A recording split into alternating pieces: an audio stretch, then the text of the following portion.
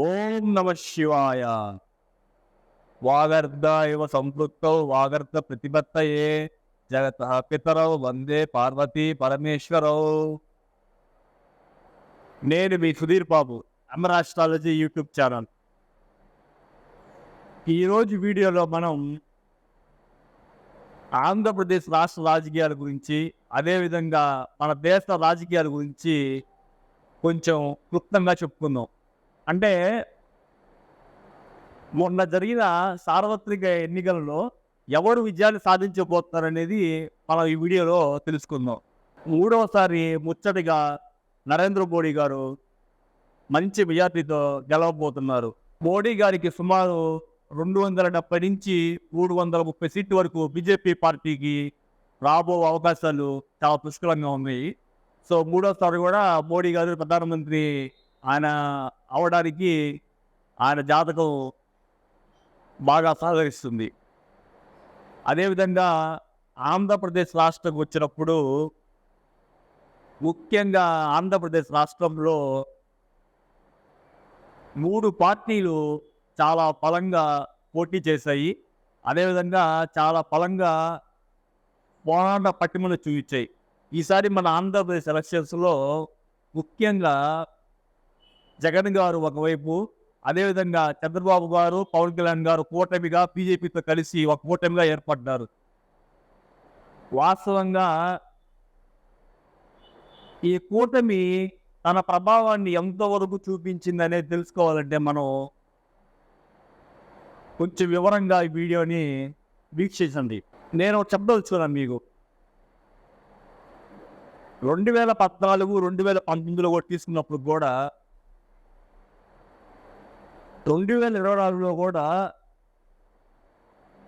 జగన్ గారు కానీ, చంద్రబాబు గారు కానీ, పవన్ కళ్యాణ్ గారు కానీ ముగ్గురు విడివిడిగా దాన్ని పోటీ చేస్తుంటే ఖచ్చితంగా ఎక్కువ విజయ అవకాశాలు జగన్ గారికే ఉండేవి. అదేవిధంగా ఇప్పుడు జగన్ గారు ఒక పక్షంలో, చంద్రబాబు గారు, పవన్ కళ్యాణ్ గారు మిత్రపక్షాలుగా ఉండి కూటమిని బీజేపీతో కలుపుకొని స్థాపించడం వలన వీరి కూటమికి కొంచెం అదనపు బలం చేకూరే అవకాశాలు ఉన్నాయి. అదేవిధంగా ముఖ్యంగా ఎప్పుడైనా కూడా మనం ఈ రాష్ట్రానికి సంబంధించిన విషయాలు, దేశానికి సంబంధించిన విషయాలు చెప్పేటప్పుడు వ్యక్తిగత జాతకాలతో పాటు కాలపురుష చక్రాన్ని కూడా మనం అంచనా వెయ్యాల ఖచ్చితంగా. ఎట్లా అంటే కాలపురుష చక్రం అంటే మీకు తెలుసు కదా, కాలపురుష చక్రం 12 రాశులు. కాలపురుష చక్రంలో గ్రహాలు తమ గోచారంలో ఏ స్థితి నుండి ఏ స్థితికి మారుతున్నాయి, గ్రహాలు ఎలా ఉన్నాయి, వాటి యొక్క పరిస్థితులు తప్పనిసరిగా ప్రజల మీద, పార్టీల మీద విపరీతమైన ప్రభావాన్ని చూపిస్తాయి. ఇక్కడ మీరు గుర్తుపెట్టుకోవాల్సింది ఒకటి, చాలా మంది వ్యక్తిగత జాతకాలు తీసుకొని ఇట్లా చెప్తుంటారు. వ్యక్తిగత జాతకాలు తీసుకున్నప్పటికీ ఇట్లాంటి ఎక్కువ మందికి సంబంధించిన విషయాలు, అంటే ఒక రాజుని నిర్ణయించే, ఒక రాష్ట్రానికి ఒక రాజుని నిర్ణయించే సమయం వచ్చినప్పుడు ఖచ్చితంగా అతని వ్యక్తిగత జాతకం బాగున్నా బాగలేకపోయినా కొన్ని మిగతా ఇతర విషయాలు, గోచార ఫలాలు అన్ని ప్రభావం చూపిస్తాయి.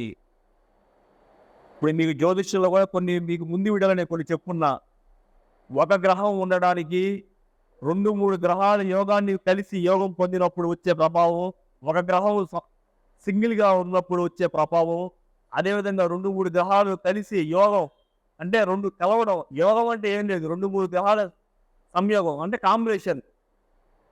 అదే కూటమి ఉంటుంది. ఇప్పుడు ఒక గ్రహం ఒకటి కలిసేదానికి, 2-3 గ్రహాలు కలిసేదానికి, ఏదన్నా ఒక రాశిలో 2-3 గ్రహాలు కలిసినప్పుడు ఆ రాశి ప్రభావం ఎక్కువ ఉంటుంది ఒక గ్రహం కలిసినప్పుడు, కలిసిన దానికంటే కూడా.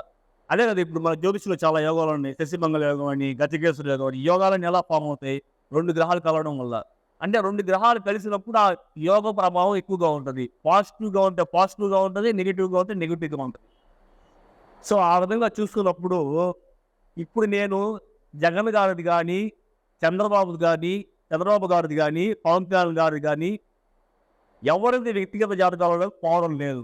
నేను ఎలా చెప్తున్నానంటే నా అంచనా ఎవరు గెలవబోతాననేది, నేను ఇప్పుడు జరుగుతున్న కాలపురుష చక్రంలో గ్రహ పరిస్థితులను బట్టి, అదేవిధంగా ఈ కూటములు కలిసినప్పుడు మనం ఇది తీసుకున్నప్పుడు నేను నా పర్సనల్ ఒక అంచనాకు వచ్చాను నేను. ఎలాగంటే వైసీపీ పార్టీ ఖచ్చితంగా వైసీపీ పార్టీ గాని, వైసీపీ పార్టీ జెండా రంగు గాని బ్లూ కలర్. అంటే ఖచ్చితంగా వైసీపీ మీద శని ప్రభావం చాలా ఎక్కువగా ఉంది.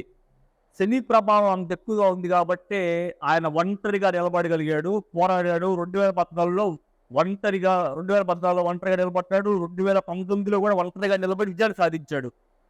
కానీ 2019లో శని ప్రభావం చాలా బలం. ఆయన అంటే వాళ్ళ వైసీపీ వాళ్ళ జెండా కలర్‌ని బట్టి చెప్తున్నాననమాట. అంటే వైసీపీ బ్లూ కలర్ వచ్చింది కాబట్టి శని ప్రభావంతోటి ఆయన బాగా ఒక వేవ్ ఎలా వచ్చిందంటే అలా వచ్చింది. సో, వేరే అవతల పార్టీస్‌కి కనీసం డిపాజిట్లు కూడా రాకుండా గెలిచాడు. ఒక సునామీలా జరిగింది 2019లో. అప్పుడు ఏమైంది? 2019లో ఎలా ఉండింది పరిస్థితులు? సరే, ఇప్పుడు చంద్రబాబు గారిని తీసుకుంటే వాళ్ళ జెండా కలరు పసుపు కలరు. అంటే వాళ్ళది యెల్లో కలర్. అంటే అది గురుగ్రహానికి సంబంధించిన గ్రహం. అలా తీసుకుందాం. అదేవిధంగా పవన్ కళ్యాణ్ గారు జనసేన తీసుకుంటే వైట్, రెడ్ కాంబినేషన్. అంటే చంద్రుడు, సూర్యుడు తీసుకుందాం. ఆ కాంబినేషన్ తీసుకుందాం. సో, అలా తీసుకున్నప్పుడు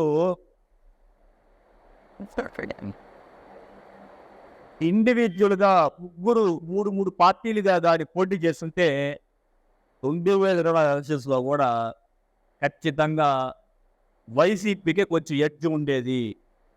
ఎందుకంటే శనిగ్రహం ఒంటరిగా ఉన్నప్పుడు, అది బలంగా ఉన్నప్పుడు ఆ గ్రహాన్ని ఎవరు ఓడించలేరు. అంత బలంగా ఉంటది. ఏది? ఒంటరిగా ఉన్నప్పుడు ఎవరికి వాళ్ళు పోటీ చేసినప్పుడు. కానీ ఈసారి ఏం జరుగుతుందంటే ఇక్కడ టీడీపీదేమో పసుపు కలరు, అక్కడ జనసేనదేమో రెడ్ కలరు.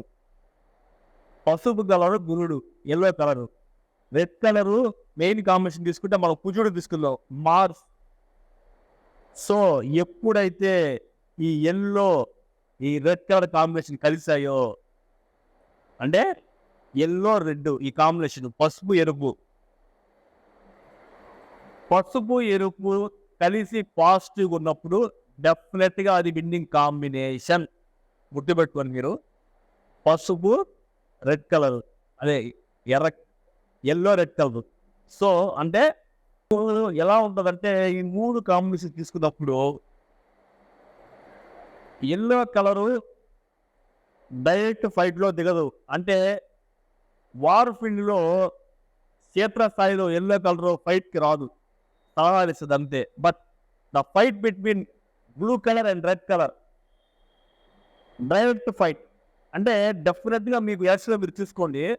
ఎక్కడ కూడా ఎక్కువగా గ్రౌండ్ ఫీల్డ్‌లో కొట్టుకునేది ఎవరు అంటే ఆ యుద్ధం జరిగింది ఏదంటే ఎక్కువ సార్లు గ్రౌండ్ ఫీల్డ్ రియాలిటీ జరిగింది జనసేనకి, వైసీపీకి. సో, బేసిక్‌గా కూడా ఆ రెడ్‌కి, ఆ బ్లూకి అసలు పడదు. కానీ ఎప్పుడైనా కూడా మార్స్ అంటే రెడ్ కలర్ యెల్లో కలర్‌తో కలిసినప్పుడు ఖచ్చితంగా అది విన్నింగ్ కాంబినేషను. కూటమికి ఎక్కువ విజయావకాశాలు చేకూర్చింది. మరి మీరు అనొచ్చు బీజేపీ కూడా కలిసింది కదా కూటమిలో, దానివల్ల ప్లస్సా మైనస్ అని. ఇక్కడ బీజేపీ కలిసినప్పటికీ, కలవపోయినప్పటికీ అది ఆల్రెడీ ఆ 2 గ్రహాలు విన్నింగ్ కాంబినేషన్ కాబట్టి కూటమికి ఎక్కువ ఎడ్జ్ ఉంది. సో, మీకు దాదాపు కూటమికి నా అంచనా ప్రకారం 110 నుంచి 130 సీట్ల లోపు రావచ్చు. ఆన్ అన్ యావరేజ్ ఒక 120 సీట్ల వరకు రావచ్చు. మీకు ఇంకొకటి చెప్తున్నా. నేను ఎందుకు చెప్తున్నాను, ఇలా ఎందుకు చెప్తున్నానంటే ఇది నేను చెప్పింది జరిగిన తర్వాత ఎందుకు నేను అనాలిసిస్ చేశాను, ఎవరి జాతకాలు నాకు తెలియవండి. నాకు వ్యక్తిగత జాతకాలు ఎవరిది జగన్ గారు కానీ, పవన్ కళ్యాణ్ గారు కానీ, చంద్రబాబు గారు నాకు తెలియదు. ఇంకొకటి చెప్తున్నా, నేను ఏ పార్టీకి అనుకూలం కాదు, నాకు ఎవరితో సంబంధం లేదు. నేను నా అంచనా నేను చెప్తున్నాను. సో, ఈ వీడియోని మీరు బేస్ చేసుకొని ఎవరు కూడా చాలామంది పందాలు గడ్డంగా అలాంటివి కూడా ఏం చేయొద్దు. ఇది నా అంచనా మాత్రమే. ఎందుకంటే ఎవరు కూడా ఇది ఇలా జరుగుద్ది, ఇలా జరుగుద్దని చెప్పాలంటే కరెక్ట్‌గా మనకు వాళ్ళ డేట్ ఆఫ్ బర్త్ ఎగ్జాక్ట్‌గా ఉండాలా. వాళ్ళ డేట్ ఆఫ్ బర్త్ మనకు తెలియవు. మనమేదో తెలియకుండా మనం చెప్పకూడదు. బట్ నేను ఎలా చెప్పానంటే కాలపురుష చక్రంలో కూడా తీసుకున్నప్పుడు, కాలపురుష చక్రంలో కూడా రేపు జూన్ 1వ తారీఖున గోచారంలో కుజుడు తన సొంత మీన రాశి నుంచి మేషరాశికి రాబోతున్నాడు. సో, ఆ విధంగా కుజుడు కూడా తన బలాన్ని పొందబోతున్నాడు. సో ఈ విధంగా చూస్తున్నప్పుడు గురుడు వృషభ రాశిలో ఉన్నాడు, శని కుంభరాశి తన సొంత స్థానంలో ఉన్నాడు. మీకు ఇంకొకటి చెప్తున్నా, 2023 నవంబర్ ముందుగా ఎలక్షన్లు జరుగుంటే, కూటమి ఏర్పడకముందు జరుగుంటే ఖచ్చితంగా జగన్ గారి గెలిచేవాడు. జగన్ గారు కానీ ముందస్తుగా వెళ్ళుంటే జగన్ గారి గెలిచేవాడు. కానీ కాలం ప్రెసెంట్ అయితే జగన్ గారికి అనుకూలంగా లేదు. నాకు తెలిసిన పరిస్థితి మేరకు జగన్ గారికి కాలం అంత అనుకూలంగా లేదు.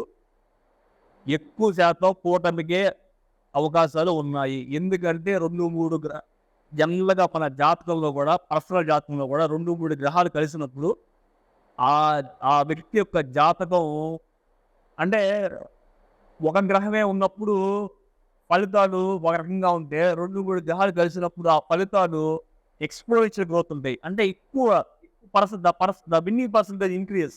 అంటే ఇప్పుడు ఇక్కడ 3 కాంబినేషను ఇది ఎలా ఉంటుందంటే 1+1 2 కాదు, 1+1 11 లాగా ఉంటుంది. సో ఆ కాంబినేషన్ గ్రౌండ్ ఫీల్ రియాలిటీగా వర్క్ అయింది. ఒకవేళ కూటమి ప్రభుత్వం వచ్చినా కానీ వాళ్ళు ప్రభుత్వం అంత ఈజీగా ఫ్రీగా సాగడానికి కూడా కొన్ని ఇబ్బందులు జరుగుతాయి. సో వాళ్ళు కూడా చాలా జాగ్రత్తగా చేసుకొని, చాలా ఒడిదుడుకులు ఎదుర్కొని వాళ్ళు ప్రభుత్వం నడిపించాల్సి ఉంటుంది. సో ఈ 2024 కట్ ఆఫ్ వార్లో అంతిమంగా కూటమికి విజయావకాశాలు ఎక్కువ ఉన్నాయి. అది ఏది మొన్న మేల ఎలక్షన్ జరిగింది కాబట్టి.